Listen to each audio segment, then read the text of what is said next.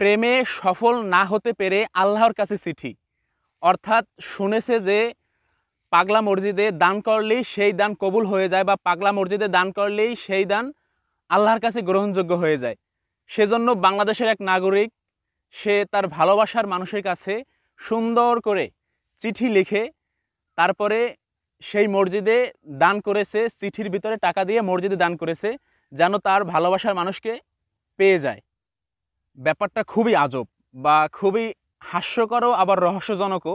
আসলে ছেলেদের ভালোবাসা কিন্তু একদম পিওর অথেন্টিক, কারণ ছেলেটা রিয়াল ভালোবাসে বিধাই এমন কাজ করেছে। কিন্তু এটা মোটেও ঠিক হয় নাই ইসলামের দৃষ্টিতে, কারণ প্রেম ভালোবাসা এটা তো ইসলামে নাই। অবশ্যই তাকে বিয়ের প্রস্তাব দিতে পারতো।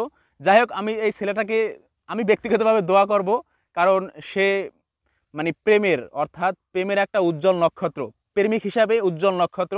মেয়েদেরকে বোঝা উচিত আসলে ছেলেদের ভালোবাসা কিন্তু আসলেই একদম খাঁটি হয়ে থাকে। ছেলেরা কিন্তু ছলনাময়ী নয়, বা ছেলেরা কিন্তু হাজার নারীতে আসক্ত না, ছেলেরা কিন্তু এক নারীতেই আসক্ত। এই ছেলেটার দ্বারা সেটা আবারও প্রমাণ হলো, ছেলেরা এক নারীতেই আসক্ত, বা ছেলেরা যাকে মন থেকে ভালোবাসে তাকে পাওয়ার জন্য মসজিদে চিঠি লিখেও কিন্তু তারা সফল হওয়ার জন্য চেষ্টা করে, বা ব্রিজ থেকে লাফ দিয়েও কিন্তু সফল হওয়ার জন্য চেষ্টা করে, ছাদ থেকে লাফ দিয়েও কিন্তু জীবন দিয়ে ভালোবাসার প্রমাণ দিয়ে থাকে।